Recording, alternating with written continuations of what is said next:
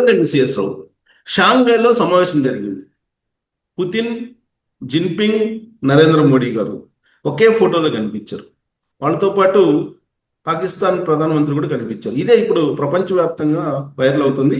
అసలు ఆ షాంఘై సమావేశంలో హైలైట్స్ ఏంటి, అసలు ఆఫ్ ది రికార్డ్ ఏం జరిగిందని తెలుసుకునే ప్రయత్నం చేద్దాం. ప్రస్తుతం మన దగ్గర అంతర్జాతీయ రాజకీయ అలాగే ఆర్థిక విశ్లేషకులు కోటేశ్వర గారు ఉన్నారు, ఇంటరాక్ట్ ఉన్నారు. సార్ నమస్తే. నమస్తే. సార్, షాంఘై సమావేశం వైపు ప్రపంచం మొత్తం చూసింది. కాకపోతే ఆఫ్ రికార్డ్ ఏం జరిగింది అనేది చాలా మంది ఎక్స్పెక్ట్ చేస్తున్నారు మీ దగ్గర నుంచి. ఆఫ్ ది రికార్డ్ ఏం జరిగి ఉంటుంది పాయింట్ వైజ్ చూసుకుంటే? షాంఘై సమావేశాలు లేదా షాంఘై సహకార సంస్థ దాని తీర్థనులు చూసినప్పుడు అదంతా ఓపెన్ బహిరంగ రహస్యమే. అది దానిలో ఏమీ రహస్య ఎజెండాలు కానీ లేకపోతే అలాంటిది ఏమీ లేదు. రెండోది, అన్నింటికీ మించి అదేమి మిలిటరీ బ్లాక్ కాదు. మిలిటరీ బ్లాక్ కాదు, ఆర్థిక పరమైనటువంటి బ్లాక్ కూడా కాదు. ఇప్పటి వరకు భవిష్యత్తులో ఆర్థిక పరమైనటువంటి బ్లాక్ గా పొందిన ఆశ్చర్యం లేదు. ఎందుకంటే ఈ దేశాలలో ఉన్నటువంటి మొత్తం వీటి జీడిపి వాటి 30 లక్షల కోట్ల డాలర్లు ఉన్నది. అంటే అమెరికా కంటే ఎక్కువ ఉందనేటువంటిది మనకి స్పష్టంగా కనిపిస్తాం. అందువల్ల తెర వెనకాల ఏం జరిగింది ఏమిటి అనేటువంటి దానికి వచ్చేసరికి కానీ ఏ ఒకటి సమావేశానికి పాయింట్ ఏంటంటే సార్, ఆఫ్ ది చెప్పండి. రికార్డ్ అని నేను ఎందుకన్నానంటే, ఇప్పుడు కొన్ని పత్రికల్లో, ఇంటర్నేషనల్ పత్రికల్లో కూడా కార్లో నరేంద్ర మోడీ గారు, పుతిన్ గారు చాలాసేపు మాట్లాడుకున్నారు అనేది ఒకటి వచ్చింది. ఏంటి సార్ అది? ఇప్పుడు నరేంద్ర మోడీ గారికి రష్యన్ భాష రాదు, పుతిన్ గారికి హిందీ రాదు. ఏ భాషలో మాట్లాడుకున్నారని మనం చెప్తాము? అందుకని ఇప్పుడు ట్రాన్స్లేషన్ తోటి ఉంటే మిషన్స్ ఉంటాయి మాట్లాడుకోవచ్చు కదా, కానీ ట్రాన్స్లేషన్ మిషన్స్ వచ్చినాయి కదా ఇప్పుడు. మిషన్స్, అదే చెప్తున్నా, మిషన్స్ వచ్చాయి కానీ కార్లో ఆ విధంగా మాట్లాడుకునేటువంటి అంశాలు, రహస్యంగా మాట్లాడుకునేటువంటి అంశాలు ఉండవు. ఎందుకంటే ఇద్దరి మధ్య రహస్యాలు ఏమైనా ఉంటే అది చైనా. ఆ చైనాలో ఆతిథ్యం ఇచ్చినటువంటి దేశం. ఒకవేళ అటువంటి పాసిబిలిటీ కనుక ఉండి ఉంటే, మామూలుగా మనం ఆఫ్ ది రికార్డు చెప్పుకోవాలంటే చైనా అయినా మరొక దేశమైనా దానిలో రహస్య కెమెరాలు లేకపోతే రహస్య రికార్డులు పెడతాయి కదా. అందుకే అందుకే పుతిన్ కార్లో మాట్లాడుకున్నారని కదా. అదే పుతిన్ కార్ కాదు అది. పుతిన్ కార్ అయినా ఏ కార్ అయినా ఇప్పుడు అలా అనుకున్నట్లయితే నరేంద్ర మోడీ గారిని ఎర్రజెండా కారు తెలుగులో అనువాదం చేశారు. ఎర్రజెండా కార్ అని, అంటే చైనా వాళ్ళు తయారు చేసినటువంటి కారులో ఆయన్ని తీసుకెళ్లారని కదా. కానీ దాని గురించి మనం పెద్దగా ఆ, ఏమి వాస్తవానికైతే లేదు. ఎందుకంటే నేను ఆ యాంగిల్లో కూడా అనేక పత్రికల్ని చూశాను. కానీ జస్ట్ ఒక మ్యాటర్ ఆఫ్ ఫ్యాక్ట్ గా ఒక సందేహం వదిలేట్టుగా రాశారు తప్ప మరొకటి కాదనేది మనం చెప్పుకోవచ్చు. ఇంకోటి ఏంటంటే, ఒక ఫోటో వైరల్ అవుతుంది.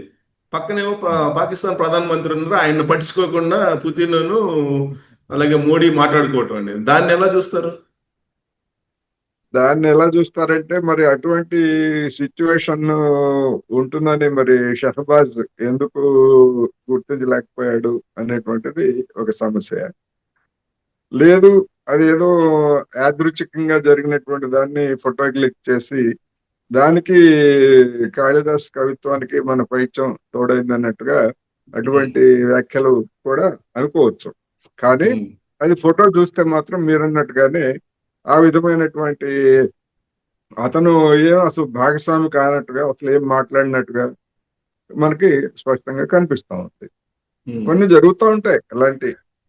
కానీ ఒకటేంటంటే, షాంఘై సహకార సంస్థ నిర్వహించిన ఆ మీటింగ్ లో ఫోకస్ అంతా వీళ్ళ ముగ్గురు మీద ఉంది కదా. మిగతా వాళ్ళ పరిస్థితి ఏంటి? అసలు ఆ ముగ్గురు మీద ఎందుకు ఫోకస్ ఉంది ఎక్కువ? నేచురల్. ఎందుకు అంటే, ముగ్గురు మీద ఎందుకు ఉన్నది అంటే, ఇవాళ ఉన్నటువంటి అంతర్జాతీయ పరిణామాలు,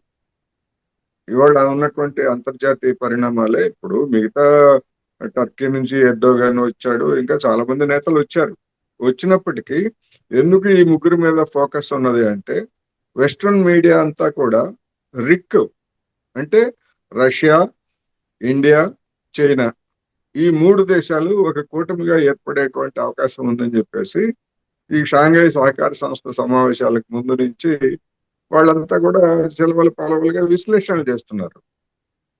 అందుకని సహజంగానే అటువంటి వెస్ట్రన్ మీడియా ఇప్పుడు భారతదేశానికి వచ్చేటువంటి సమాచారం అంతా కూడా వెస్ట్రన్ న్యూస్ ఏజెన్సీస్ ఇచ్చేటువంటివే తప్ప చైనా న్యూస్ ఏజెన్సీసో లేకపోతే మనకు ప్రత్యేకమైనటువంటి న్యూస్ ఏజెన్సీ కూడా ఏమి లేదు. మన పిఐబి తప్ప ఇండియాకి ప్రత్యేకంగా మన యుఎన్ఐ పిటిఐ అంటే ఇవి ప్రైవేట్ వే. అఫ్ కోర్స్ ప్రభుత్వంతో సమన్వయం చేసుకుంటాయి, కానీ మిగతా దేశాలతో పోల్చుకుంటే ఉండదు. అందుకని ఆ విధమైనటువంటి ఫోకస్ ఎందుకు వచ్చిందంటే because of America and western countries media ప్రధానంగా దానికి ప్రాధాన్యత ఇచ్చింది. నిజంగానే ఆ విధమైనటువంటి ప్రాధాన్యత కూడా ఉందని మనం కూడా చెప్పుకోవచ్చు. అది చూసిన తర్వాత నేను అమెరికా వాణిజ్య శాఖకు సంబంధించినటువంటి అతను నరేంద్ర మోడీ గారి గురించి, ఇండియా గురించి చాలా చులకనగా మాట్లాడారు. అది అంతకు ముందు మాట్లాడాడు. ఇప్పుడు సందర్భం వచ్చింది కనుక మనం చెప్పుకున్నాం. అక్కడ షాంఘైలో అది మన తియాంజిన్ లో వాళ్ళ ముగ్గురు ఆ ఫోటోలు చూసిన తర్వాత డొనాల్డ్ ట్రంప్ కే ఒక రకంగా మెంట్లెక్కి ఇష్టం వచ్చినట్టు మాట్లాడాడు. ఏమని మొత్తం అంతా ఏకపక్షంగా ఉంది, మాకు చాలా నష్టదాయకం ఇది, మా సరుకులు కొనకుండా మా చేత సరుకులు కొనిపించారు దశాబ్దాల తరపుడు అని ఇష్టం వచ్చినట్టు మాట్లాడాడు. ఆ మాట్లాడినటువంటి కొద్దిసేపటికే ఆ ఆర్థిక మంత్రి ఏం మాట్లాడాడు, ఏం లేదు, భారత్ అమెరికా మధ్య సంబంధాలు సజావుగానే ఉన్నాయి, కొన్ని సమస్యలు ఉన్నాయి, కానీ మా సమస్యలన్నీ కూడా మేము పరిష్కరించుకోవడానికి వీలైనవి అని చెప్పేసి సాఫ్ట్ కామెంట్ చేశాడు. అది కూడా వచ్చింది, వాళ్ళ పేపర్లో వచ్చింది. అదేగా అంతకుముందు విదేశాంగ మంత్రి కూడా రెండు దేశాల మధ్య సంబంధాలని ఉన్నత స్థాయికి తీసుకెళ్లాలని చెప్పేసి చెప్పాడు. అంటే ఒక విధంగా చెప్పాలంటే దాన్ని అమెరికన్ ఎంబసీనే ఓ ప్రకటన చేసింది. అంటే డొనాల్డ్ ట్రంప్ చేసిన దానికి, ఈ మార్క్ రూబియో అనేటువంటి విదేశాంగ మంత్రి చేసిన దానికి, స్కాట్ బెసెంట్ అనేటువంటి ఆర్థిక మంత్రి చేసినటువంటి 4 ప్రకటనలకి వాళ్ళ గందరగోళం స్పష్టంగా కనిపిస్తా ఉంది. మొత్తంగా ఏమిటంటే మనం దాని నుంచి తీసుకోవాల్సింది, అమెరికా భారత్ మీద టోన్ డౌన్ చేసింది. అంటే దాడి తీవ్రతను తగ్గించి మళ్ళా దగ్గరకు తీసుకోవడానికి ఏమైనా అవకాశాలు ఉన్నాయా అంటే నష్ట నివారణ చర్యలు అంటున్నాం కదా మనం, డ్యామేజ్ కంట్రోల్లో ఇప్పుడు అమెరికా ఉంది. మరి ఏ విధంగా చేస్తారు ఏమిటి అనేటువంటిది మనం చూడాలి. ఈ నేపథ్యంలోనే వాళ్ళ ఆర్థికవేత్తనే, వాళ్ళ ఆర్థిక పరిస్థితులు తెలిసినటువంటి వాళ్ళే ఇండియానేమో ఏనుగుతోటి, అమెరికానేమో ఎలుగుతోటి పోల్చాడు. ఇది ట్రంప్ కి తెలియకుండానే ఈ గేమ్ అంతా ఆడారంటారు. ట్రంప్ కి తెలియకుండానే కాదు, ట్రంప్ అనుసరిస్తున్నటువంటి వైఖరి అమెరికాకు ఆర్థికంగా నష్టం అనే దానికంటే ఇప్పుడు ట్రంప్ ను విమర్శిస్తున్నటువంటి వాళ్ళు డెమోక్రాట్స్ అయినా లేదా రిపబ్లికన్స్ అయినా లేదా వీళ్ళతో నిమిత్తం లేనటువంటి ఇతర లాబీలు ఉంటాయి కదా, అక్కడ ఉన్నటువంటి కార్పొరేట్ లాబీలు, వీళ్ళందరూ గొడవ ఏంటంటే చైనాతో భారత్ కనుక చేతులు కలిపి, చైనా రష్యా ఈ 3 దేశాలు చేతులు కలిపితే మన పరువేం గాను మన పలుకుబడేం గాను ప్రపంచంలో మనల్ని ఎవడైనా లెక్క చేస్తాడా, ఎందుకు ఈ పిచ్చి పని చేస్తున్నాడు అని చెప్పేసి ట్రంప్ మీద పెద్ద ఒత్తిడి ఇప్పుడు గత వారం రోజులుగా జరుగుతున్నటువంటి పరిణామాలు. అందువల్లనే మీడియా కూడా ఫోకస్ దాని మీద ఇచ్చి, ఇంకేముంది భారతదేశం చైనా దగ్గరికి వెళ్ళిపోయింది, మనల్ని వదిలేసి మనకు నష్టం, దాని నుంచి వచ్చిందే ఇప్పుడు మనం అనుకుంటున్నటువంటి పునరాలోచన. ఇవాళ రాత్రి నుంచి వాళ్ళు ఆల్రెడీ స్టార్ట్ చేశారు. రేపు 9వ తారీఖున ఐక్యరాజ్య సమితి సమావేశాలకి నరేంద్ర మోడీ గారు న్యూయార్క్ నగరం వెళ్తారని గతంలో వచ్చినటువంటి వార్త. ఆ సందర్భంగా ట్రంప్ ను కలుస్తారు అనేటువంటి వార్త కూడా వచ్చింది. మరి ఇంత జరిగిన తర్వాత మరి వీళ్ళిద్దరు కలిసి ఏం మాట్లాడుకుంటారు, నిజంగా కలుస్తారా? అది ఎప్పుడో 4 రోజుల క్రితం వచ్చినటువంటి ఆల్రెడీ ఇండియాకి రమ్మంటే వస్తానన్నటువంటి ట్రంప్ ఇప్పుడు ఆయన షెడ్యూల్ రద్దు చేస్తున్నారు కదా, అలాంటప్పుడు ఈయన కలిసే అవకాశం ఉందా? అందుకే చెప్తున్నా, ఇప్పుడు షెడ్యూల్ ని రద్దు చేసుకున్నా లేకపోతే వాళ్ళ డెలిగేషన్ ని పర్యటన రద్దు చేసినా ఏమి చేసినప్పటికీ డొనాల్డ్ ట్రంప్ అనేటువంటి వాడు ఒక ఇన్స్ట్రుమెంట్ మాత్రమే. అక్కడ అమెరికా విధానాలని నిర్ణయించేదంతా కూడా అక్కడ అమెరికన్ కార్పొరేట్ వాళ్ళ ప్రయోజనాలకు అనుగుణంగా కనుక లేకపోయేట్లయితే డొనాల్డ్ ట్రంప్ ని సాయంత్రానికల్లా ఇంటికి పంపించేస్తారు వాళ్ళు. ఇప్పటికే పిచ్చి పనులు చేసి చాలా చెడగొట్టేవారు. ఇవాళ ఉమ్, లేటెస్ట్ గా ఇప్పుడు ఇంతకు ముందే వచ్చినటువంటి వార్త ఏంటంటే అసలు ట్రంప్ రాజీనామా చేస్తాడా, ఎందుకు అనారోగ్యంగా ఉన్నాడు, బాగాలేదని వార్తలు వచ్చాయి కదా.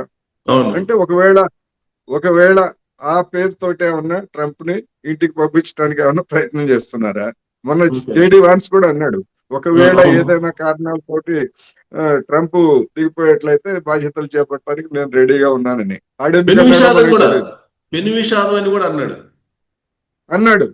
ఉమ్, అంటే ఏమిటంటే సంథింగ్ ఆ పేరుతోటి అనారోగ్యము లేకపోతే వృద్ధాప్య సమస్యలతోటి బాధపడుతున్నాడు అనేటువంటి పేరుతోటి ఏమన్నా ఉమ్. తప్పించడానికి ఏమన్నా ప్రయత్నం జరుగుతుందా అనేటువంటి ఆలోచనలు కూడా వస్తాయి సహజంగా. ప్రపంచవ్యాప్తంగా సోషల్ మీడియాలో ట్రంప్ ఈజ్ డెడ్ అనేది మారిపోయిపోయింది. అవును, అవును. సో ఇప్పుడు అందుకనే శా- లేటెస్ట్ అసలు రాజీనామా ఇప్పుడు నేను ఉమ్, ఇంతకు ముందే చూశాను, పావు గంట క్రితం రాజీనామా చేస్తాడని క్వశ్చన్ మార్క్ పెట్టి ఇవాళ రాత్రి 11 గంటలకు, అంటే వాళ్ళ మార్నింగ్ 11:30కు ఓ ప్రకటన చేస్తాడు అని కూడా ఓ, వచ్చింది. ఏం ఓ, చేస్తాడు, రాజీనామా ప్రకటన చేస్తాడా లేకపోతే ఇంకేమన్నా చేస్తాడా అనేటువంటిది మనకు తెలియదు. ఓ. అందుకని ఈ ప్రపంచం అంతా ఆ ప్రకటన కోసం ఎదురు చూస్తా ఉంది ఇప్పుడు. అంటే మన మన ఏంటనేటువంటిది మన టైం ప్రకారం అర్ధరాత్రి, ఈ అర్ధరాత్రి. ఈ అర్ధరాత్రి. ఓకే. సో ఇదంతా కూడా షాంఘై సమావేశం దాని పరిణామమేనా? దాని ఎఫెక్ట్ ఖచ్చితంగా ఉంటది. ఉమ్, ఎందుకు అంటే షాంఘైలో ఇప్పుడు ఆ సంస్థలో ఉన్నటువంటి దేశాలు కానీ, లేదా ఆ సంస్థతోటి చేతులు కలపాలని ప్రయత్నిస్తున్నటువంటి దేశాలు, లేదా బ్రిక్స్ దేశాలు, ఎందుకంటే బ్రిక్స్ కూడా మరి చైనా, రష్యా ప్రధానమైనటువంటి పాత్రధారులుగా ఉన్నాయి కదా. ఆ ఇరాన్, ఉమ్, ఇటువంటివన్నీ కూడా బ్రిక్స్ కూడా విస్తరిస్తా ఉంది. At um. The same time షాంఘైలో జరిగినటువంటి ఒక ముఖ్యమైనటువంటి నిర్ణయం ఏంటంటే మళ్ళా ఇంకొక బ్యాంకు, బ్రిక్స్ బ్యాంక్ ఒకటి ఉన్నది డెవలప్మెంట్ బ్యాంక్ పేరుతోటి, మళ్ళా షాంఘై కోఆపరేషన్ సంస్థ తరఫున కూడా మేము కూడా దీని తరఫున కూడా ఒక బ్యాంకును ఏర్పాటు చేస్తామని చెప్పేసి షీ జిన్పింగ్ అనౌన్స్ చేశారు. ఓకే. ఎందుకంటే అంటే ఇప్పుడు చైనా వాళ్ళు చూసినప్పుడు ఏంటంటే తాబేల్లాగా మెల్లగా ఒక్కొక్కటి టైట్ చేసుకుంటూ వెళ్తున్నారు. వాళ్ళేమి తొందరపడదలుచుకోలేదు, తొందరపడరు కూడా. తొందరపడి పావుకుంటే ఏమి రాదు ఇవాళ ఓకే. ఉన్నటువంటి పరిస్థితుల్లో. ఇప్పుడు దాన్ని చూసి అమెరికా వాళ్ళు ఉమ్, ఖచ్చితంగా బెంబేలెత్తుతున్నారనేది మనం చెప్పుకోవచ్చు. సో షాంఘైలో జిన్పింగ్, నరేంద్ర మోడీ గారు ఇద్దరు ఒకటైనట్టు, అంటే ఇండియా చైనా ఇక నుంచి ఆత్మీయంగానే కొనసాగుతాయని అనిపిస్తుందా ఈ మీటింగ్ తర్వాత? చూడాలి. ఎందుకు అంటే గతంలో ఇప్పుడు మనకి 1962లో చైనా, భారత్ మధ్య జరిగినటువంటి వార్ తర్వాత 2020 వరకు, అంటే దాదాపు అదొక 38 సంవత్సరాలు, ఇదొక 20, 58 6 దశాబ్దాల పాటు మరి ఎలాంటి ప్రాబ్లమ్స్ లేకుండా దిగుమతులు, ఎగుమతులు ఇతరత్ర అన్ని కూడా సంజావుగా జరిగాయి కదా. ఉమ్, ఈ గాల్వన్ ఉదంతాలు అనేటువంటివి జరిగాయి. ఆ గాల్వన్ ఉదంతాల మీద కూడా 2-3 వర్షన్స్ ఉన్నాయి. ఒకటి అమెరికా వాడు చెప్పినట్టు మన వాళ్ళు తొందరపడ్డారని అని ఒక వర్షను. అలా కాకుండా అమెరికా వాడి కుట్రలను ఎదుర్కోవడానికి చైనా వాళ్ళు గాల్వన్ సరిహద్దుల్లోకి సైన్యాన్ని తరలించారని, దాన్ని చూసి మన వాళ్ళు, ఇట్లా రకరకాలు ఉన్నాయి. మనం చెప్పలేము అటు ఉమ్. జరిగిందా ఇటు జరిగిందా అనేది, కానీ మొత్తం మీద అమెరికా వాడి హ్యాండ్ అయితే ఉందనేది కామన్ గా కనిపిస్తా ఉంది. మరి సో అప్పుడు యాక్చువల్గా చైనా చైనా దృష్టిలో ఒక పక్క భారత్, ఇంకొక పక్క అమెరికాని పెడితే ఏది కావాలి అని కోరుకోమంటే చైనా ఏ దేశాన్ని కోరుకుంటుంది? ఇవాళ ఉన్నటువంటి పరిస్థితుల్లో చైనా భారత్కే మద్దతు ఇస్తుంది, భారత్కే ప్రాధాన్యత ఇస్తుంది. మరి ఉమ్, చూడండి, మీకు ఈ నెల రోజుల్లో జరిగినటువంటి పరిణామాలు చూసినప్పుడు అంతకు ముందు మనకి ఎరువులు ఎగుమతుల మీద ఆంక్షలు పెట్టింది. అదే విధంగా రేర్ ఎర్త్స్, మ్యాగ్నెట్స్, వాటన్నిటి మీద ఆంక్షలు పెట్టింది. ఇట్లా ఇవన్నీ చూసినప్పుడు ఈ నెల రోజుల కాలంలో అంటే మన వైపు నుంచి గ్రీన్ సిగ్నల్, చైనాతో మేము స్నేహంగా ఉంటాము, మీతో స్నేహంగా ఉంటాము అని మన వైపు నుంచి గ్రీన్ సిగ్నల్ వెళ్ళిన తర్వాత అవన్నీ ఒక్కొక్కటి మొత్తం అంతా సడలించారు కదా ఓకే. ఈ నెల రోజుల కాలంలో. ఎరువులు వస్తున్నాయి ఇప్పుడు, అదేవిధంగా రేర్ ఎర్త్స్, మ్యాగ్నెట్స్ వస్తున్నాయి. ఇంకా ఏం చెప్తున్నారు, మేము మీ దగ్గర నుంచి మేము ఇంకా కొనుగోలు చేయాల్సిన ఏమన్నా ఉంటే మేము కొనుగోలు చేస్తాము. ఇప్పుడు ఆల్రెడీ ఇప్పుడు కొనుగోలు చేస్తున్నాం కాకుండా ఇంకా ఏమైనా ఉంటే మేము కొనుగోలు చేస్తామని చెప్పేసి కూడా వాళ్ళు ఇండికేషన్ ఇచ్చారు. ఓకే. అందుకని ఇప్పుడున్నటువంటి పరిస్థితుల్లో ఉమ్, ఇప్పుడు మనకి సామెత ఉంది కదా, చేతిలో ఉన్నటువంటి ముంత నీళ్లు, మబ్బులను చూసి చేతిలో ఉన్న ముంత నీళ్లు పారేసుకోకూడదు అన్నట్టుగా అమెరికా వాడు ఏదో తవ్వి తలకెత్తాడు అనుకుంటే ఇంత చేసిన తర్వాత వాడు మళ్ళా ఇప్పుడు చైనాని కాదని రష్యాని కాదని ఇది ఇప్పుడు వాడి దగ్గరికి వెళ్తే ఇంకా చులకనైపోతాం. సో ఇప్పుడు భారతదేశం పాకిస్తాన్ని భారతదేశాన్ని ఎలా బ్యాలెన్స్ చేస్తుందంటారు చైనా? చైనా వాళ్ళు ఒకేసారి మేనేజ్ చేయగలిగిన సత్తా వాళ్ళకి ఉంది. ఉమ్, ఒక విధంగా చెప్పుకోవాలంటే ఎలా చేస్తుంది ఏమిటి అంటే మనం చూస్తున్నాం కదా. ఇప్పుడు మొన్న జరిగినటువంటి నరేంద్ర మోడీ జిన్పింగ్ సమావేశాల్లో ఒక ప్రధానమైనటువంటి అంటే మన మీడియాలో పెద్దగా ఫోకస్ కాలేదు కానీ ఒక విషయం జిన్పింగ్ స్పష్టం చేశాడు. ఉమ్, మీరు సరిహద్దు సమస్య ఉంది కదా అని చెప్పేసి మాతో సంబంధాలకి మిగిలినటువంటి ఆర్థిక ఇతర సంబంధాలకి ఆ సరిహద్దు సమస్య అని మీరు తీసుకురావద్దు. అదేవిధంగా పాకిస్తాన్తో మీకు వివాదం ఉంది కదా అని పాకిస్తాన్ విషయాన్ని లేదా ఇంకో దాన్ని మేము తీసుకురాము. మన మధ్య ఉన్నటువంటి వాటి కారణంగా మన సంబంధాలు దెబ్బతినకూడదు. అవి ఓకే.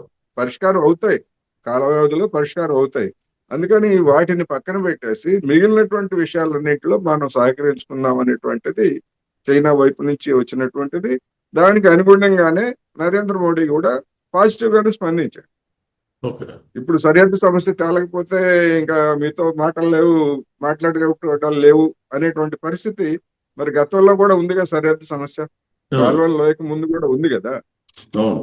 మరి అప్పుడు లేనటువంటి ఇది ఇప్పుడు దాన్ని షరతుగా అటువంటి వాటిని మీరు షరతుగా పెట్టకూడదు.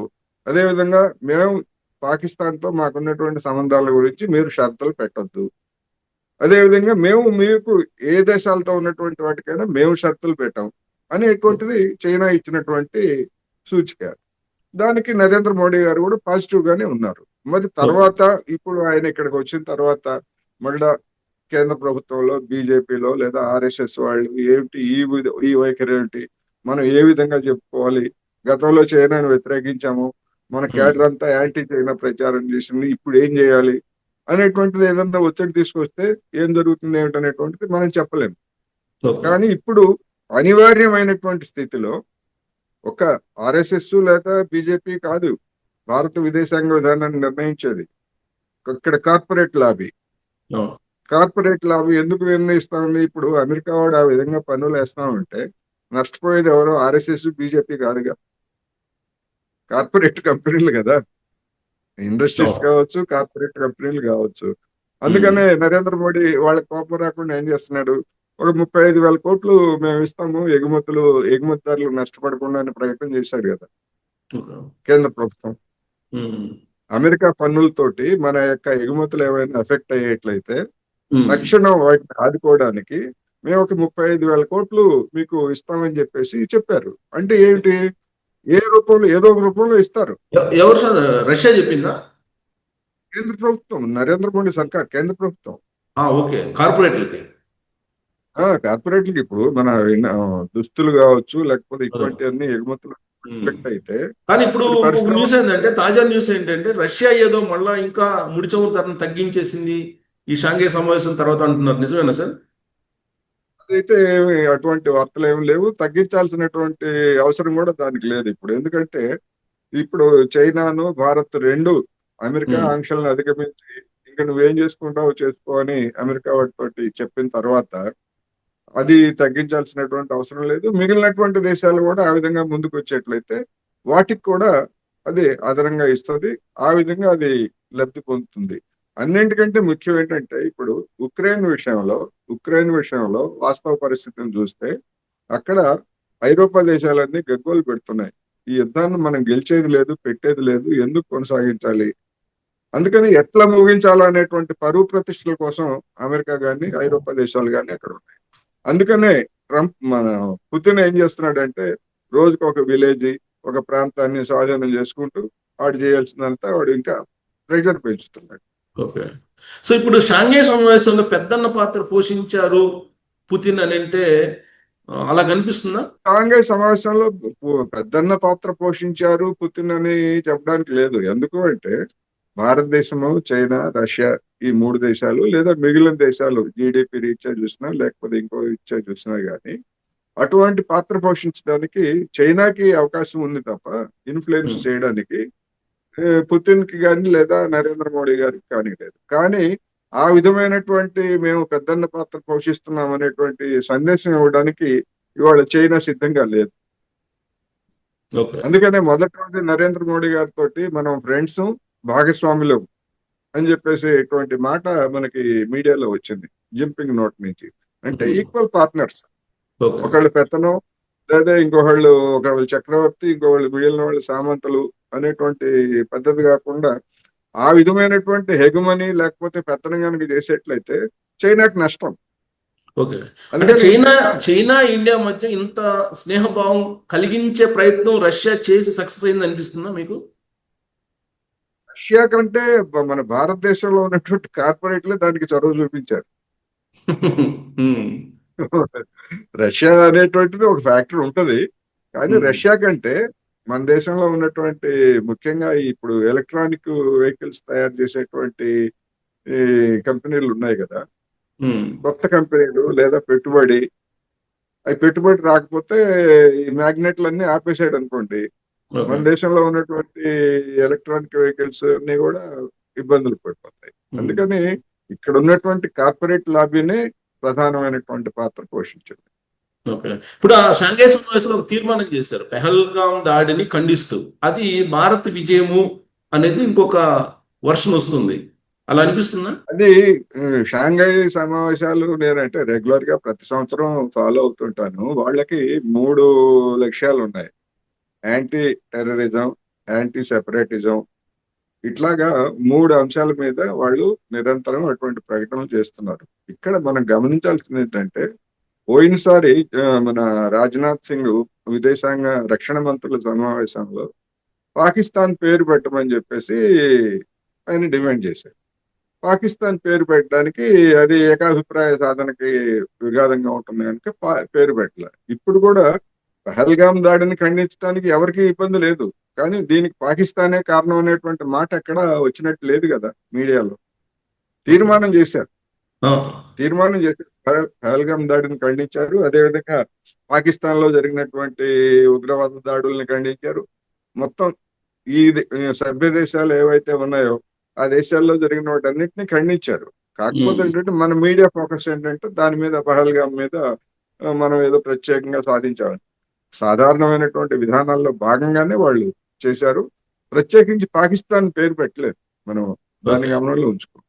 ఇంకొకటి ఏంటంటే ఎందుకంటే ప్రధానమంత్రి అంతర్జాతీయ సమావేశాల్లో ఆ విధంగా పేరు పెట్టరు ఎక్కడ. ఓకే. సో ఇంకొకటి ఏంటంటే ప్రధానమంత్రి నరేంద్ర మోడీ గారికి చైనా రిపబ్లిక్ డేనో ఏదో సంథింగ్ విక్టరీ డేనో ఏదో ఉంది, దానికి ఆహ్వానం లేదు. కానీ పాకిస్తాన్ ప్రధానమంత్రికి మాత్రం ఆహ్వానం ఉంది. ఇది భారత్ని తక్కువ చేసినట్టే అనేది ఇంకొక న్యూస్ వస్తుంది. దాని మీద ఏంటి అది సార్ మీరు? అది వాస్తవం కాదు. ఎందుకంటే నేను అది రేపు జరుగుతా ఉంది, బుధవారం నాడు జరుగుతా ఉంది. ఉమ్, ఆ పాకిస్తాన్ కి ప్రత్యేకించి ఆహ్వానించి నరేంద్ర మోడీ గారికి ఆహ్వానం లేదు అనేటువంటిది కాదు. రేపు పుతిన్, అదే విధంగా కిమ్, ఉమ్, ఉత్తర కొరియా అధ్యక్షుడు కిమ్, అదే విధంగా ఇరాన్, ఇంకా ఇతర ఇటువంటి దేశాలు, అంటే జపాన్ ని గట్టిగా వ్యతిరేకించేటువంటి దేశాలు. ఎందుకంటే అది జపాన్ దురాక్రమణకు వ్యతిరేకంగా చైనాలో సాగినటువంటి పోరాట విజయంగా రేపు 80 సంవత్సరాలు, రేపటికి 80 సంవత్సరాలు. ఉమ్, రెండో ప్రపంచ యుద్ధ సమయంలో జపాన్ వాడు చైనాని ఆక్రమించాడు. అదేవిధంగా కొరియాను కూడా ఆక్రమించాడు. ఉమ్, వాటి మీద జరిగినటువంటి పోరాటంలో భాగంగా 80వ వార్షికోత్సవం జరుగుతా ఉంది. ఉమ్, అందుకని దానికి ఈ ప్రత్యేకంగా నరేంద్ర మోడీ గారిని అయితే ఆహ్వానించలేదు నేను ఫాలో అయినంత వరకు. ఎందుకంటే ఉమ్, దానికి ఒకవేళ వెళ్ళేటువంటి పరిస్థితి ఉంటే ఖచ్చితంగా ఆహ్వానించేవాళ్ళు. రారు అనేటువంటిదే అంతర్గతంగా మీరు తెర వెనకాల ఏం జరుగుతుందని మీరు ఇందాక అన్నారు కదా. అవును. వాళ్ళు సౌండ్ చేస్తారు, మీరు వస్తారా దీనికి ఉమ్. అంటే రాము అని చెప్పుకుంటారు. కారణం ఏమిటి ఎందుకంటే సార్?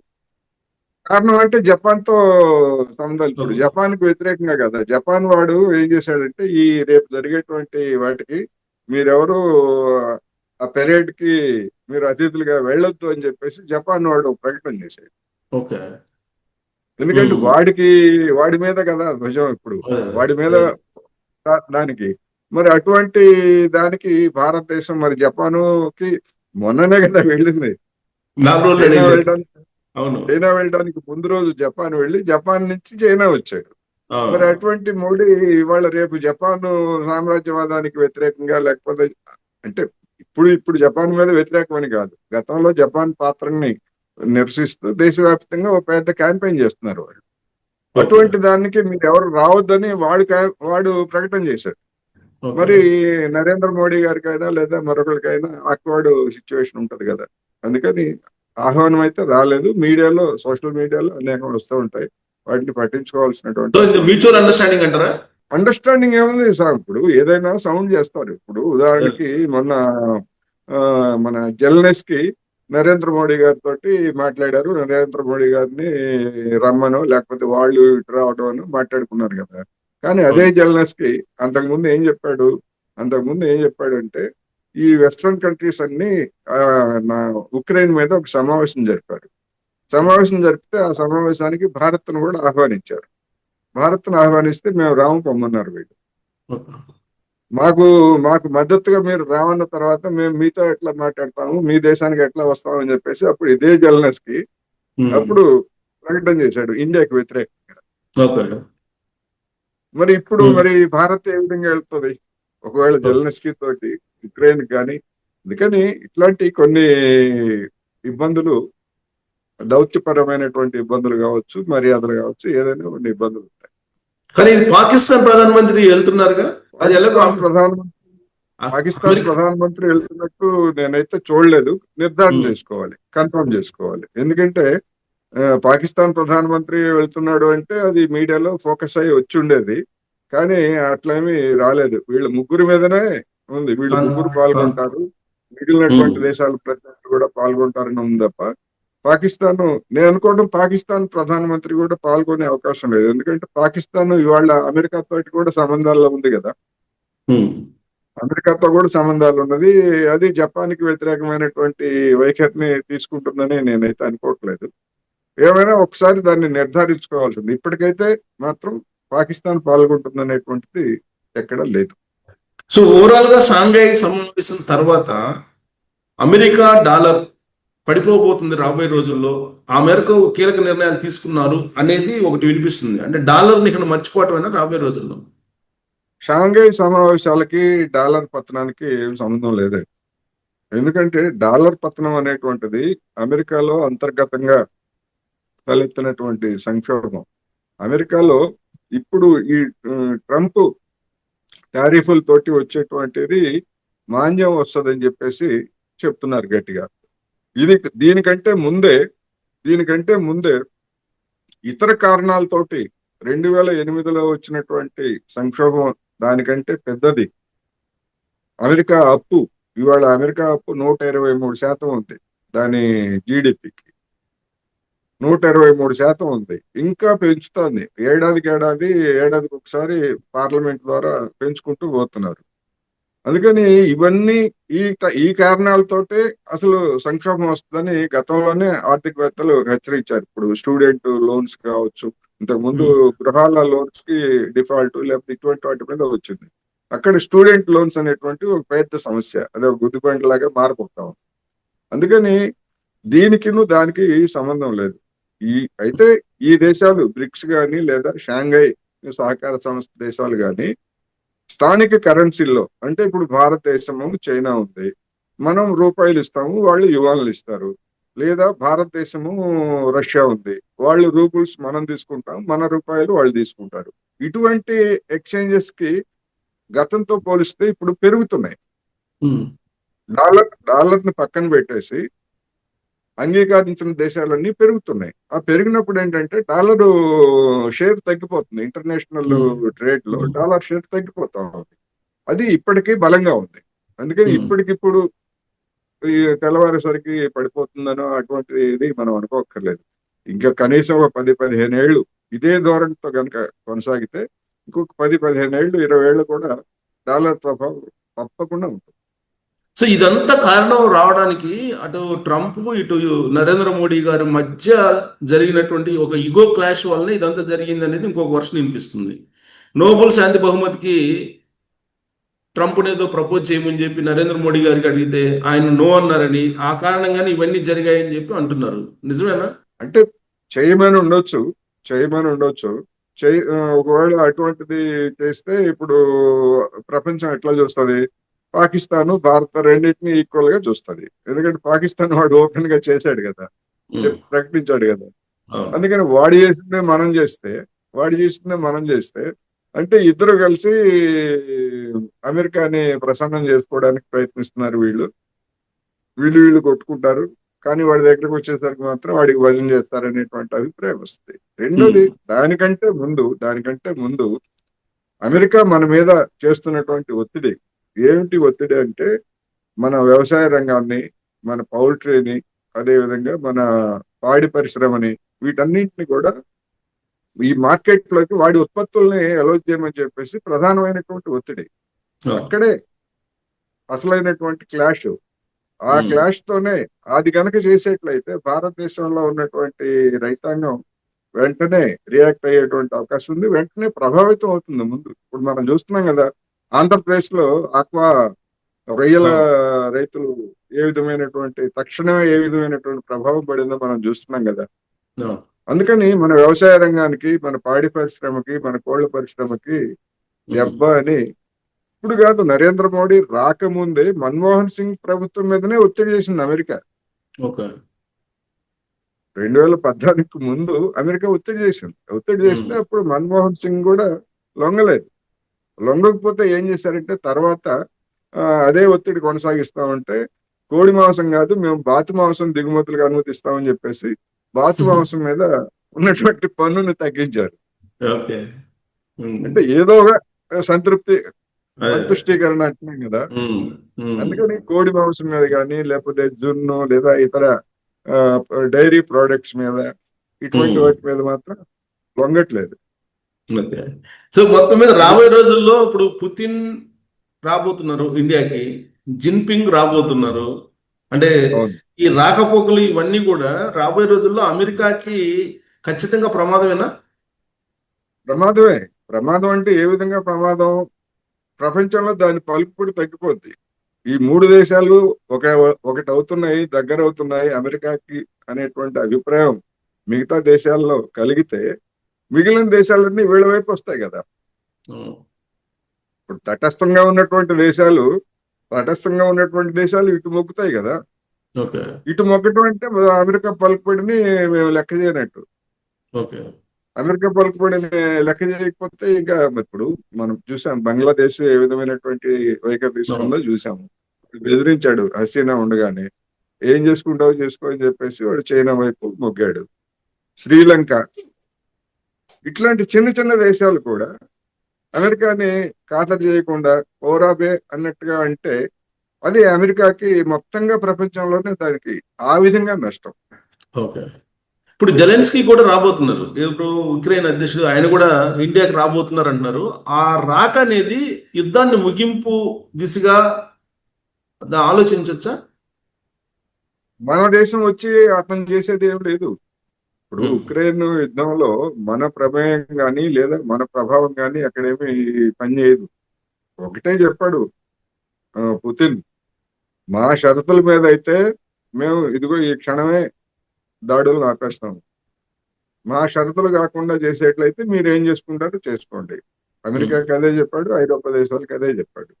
రేపు నరేంద్ర మోడీ గారు అడిగినా కూడా అదే చెప్తారు. మీకెందుకండి, మీరు మధ్యలో అట్లా ఉండండి, తటస్థంగా ఉన్నారు కదా మీరు, దానికే ఉమ్. పరిమితంగా అండి, మీరు జోక్యం చేసుకోవద్దు అని అదేనండి. పైకి చెప్పడు. కానీ ఇప్పుడు ఇంటర్నల్ గా ఆయన చెప్తాడు. రాక అనేది పుతిన్ రాక కానీ, జిన్పింగ్ రాక కానీ, లేదంటే జెలెన్స్కీ రాక కానీ, ఇవన్నీ కూడా ఇప్పుడు యుద్ధాన్ని ఆపేసి సామరస్యంగా వెళ్ళాలి అనే దానికి పనికిరావు అంటారా? పనికిరావంటే అసలైనటువంటి సమస్య ఆ, తీరకుండా ఉమ్, అసలైనటువంటి సమస్య తీరకుండా యుద్ధాన్ని ఆపేస్తే పుతిన్ ఒక్క క్షణం అక్కడ అధికారంలో ఉండడు. జనం తరివేస్తారు పుతిన్ని.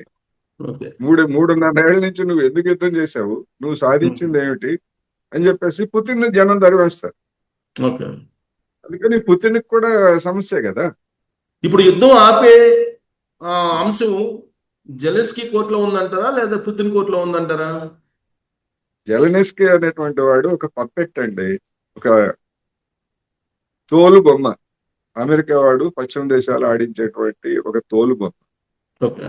ఇప్పుడు జెలెన్స్కీ పరిస్థితి ఏముందంటే, ఎన్నికలు జరిగితే ఇప్పుడు ఎన్నికలు జరిగితే ఒకవేళ ఆ రష్యా షరతులతోటి యుద్ధాన్ని ఆపేయడానికి అంగీకరిస్తే, యుద్ధాన్ని ఆపేసినా కూడా జెలెన్స్కీ గెలవడు.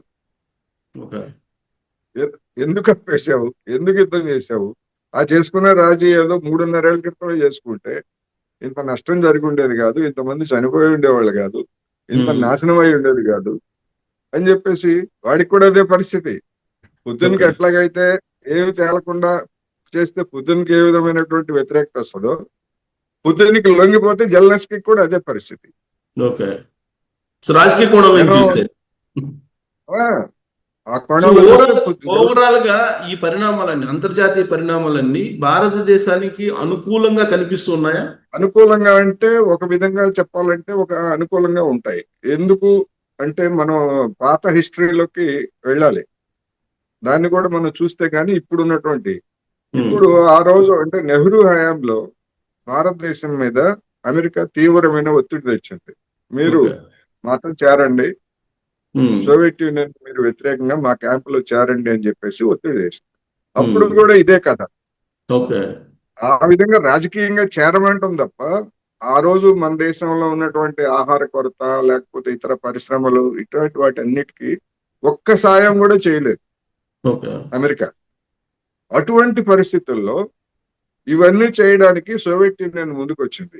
అయితే అప్పుడు కూడా భారతదేశంలో ఉన్నటువంటి పాలకవర్గం అంటే అప్పుడు కూడా కార్పొరేట్లే, ఇప్పుడు మనం ఏదైతే భాష అనుకున్నాం అప్పుడు కూడా కార్పొరేట్లే, వాళ్ళ యొక్క చొరవతో ఏంటంటే మనం అటు వెళ్ళినట్టు ఉండొద్దు, ఇటు వెళ్ళినట్టు ఉండొద్దు, అలీనం తటస్థంగా ఉందాం అనే పేరుతోటి తటస్థంగా ఉంటూ అటు రష్యా నుంచి లబ్ధి పొందారు, సోవియట్ యూనియన్ నుంచి, ఇటు అమెరికా నుంచి లబ్ధి పొందారు. సేమ్ ఇప్పుడు కూడా అంతేనంటారా? ఇప్పుడు కూడా అయితే ఇప్పటికీ అప్పటికి తేడాలు ఉన్నాయి కొన్ని. అందుకని ఇప్పుడు ఏమి చేస్తారు, ఇప్పుడు కూడా నా అభిప్రాయం ప్రకారం మన ఇండియన్ కార్పొరేట్లు అమెరికా బెదిరింపుల్ని తట్టుకోవడానికి ఆనాడు నెహ్రూ ఎట్లాగైతే సోవియట్ వైపు మొగ్గాడో, ఇప్పుడు కూడా నరేంద్ర మోడీ ద్వారా చైనా వైపు మొగ్గించి వాళ్ళ నుంచి కూడా రాయితీలు పొందటానికి, అమెరికా నుంచి కూడా రాయితీలు పొందటానికి